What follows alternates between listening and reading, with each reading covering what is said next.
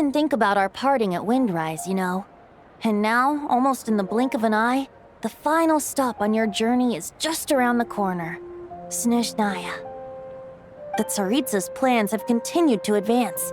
Now, only the Pyro-Gnosis remains free from her grasp. But if even the captain couldn't take Malwika's Gnosis by force, I guess we don't need to be concerned about its safety for now. So that's good news, at least. You wouldn't be taking a dig at someone else's ability to hold on to their Gnosis, now would you, Grandmaster? Haha, of course not. I'm not one to rub salt in old wounds. Her harbingers do often tend to take a rather extreme approach. Just look at Child or Signora. But we would be mistaken to ignore the fact that Signora did not win the Geognosis using force. Right. You told me about the contract Morax signed with her before his death. You're saying she didn't need to resort to violence in Mondstadt either? That's right. If she was able to provide a reason convincing enough to persuade Morax, she could have persuaded me no problem. I suppose she just didn't think there was a reason to negotiate. I had just woken up, so I must not have seemed like much of a threat. Honestly, the Gnosis was of no use to me. I didn't care who it belonged to or what means were used to take it. I just knew if I fought her in that moment, the cathedral, perhaps even the entire city, might have become collateral damage. True. I wouldn't put it past Signora to take civilians as hostages either. In the end, though, it was those same methods that led to her end. After all, her third target, the Raiden Shogun, wasn't a big negotiator back then. So strong!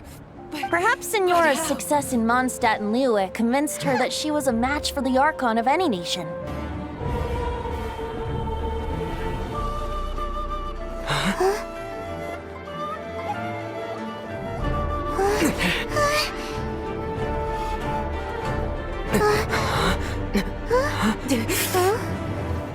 I am a Snezhnayan diplomat. You know what happens if you lay a finger on me, swear.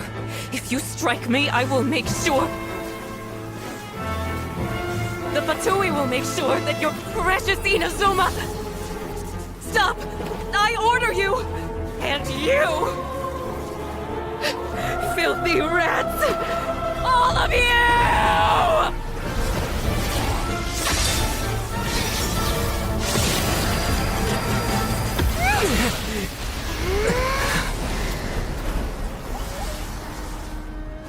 You are the enemy of eternity. You did the right thing. It pained me to see Inazuma as it was back then. I'm glad things have changed since. Of course, now the elite force of Harbingers has quite a few missing from its ranks, so I suspect the Tsaritsa no longer has the means to meddle in other nations like she used to. Who knows? Perhaps a chance to formally meet her in Snezhnaya might come sooner than we think. Some of our knights remain stationed in Notcry. If you need help, just say the word, and we'll be there. The look in your eyes. It's changed a lot since you first set off from Mondstadt.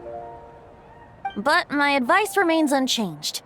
Never forget that the journey itself has meaning, traveler.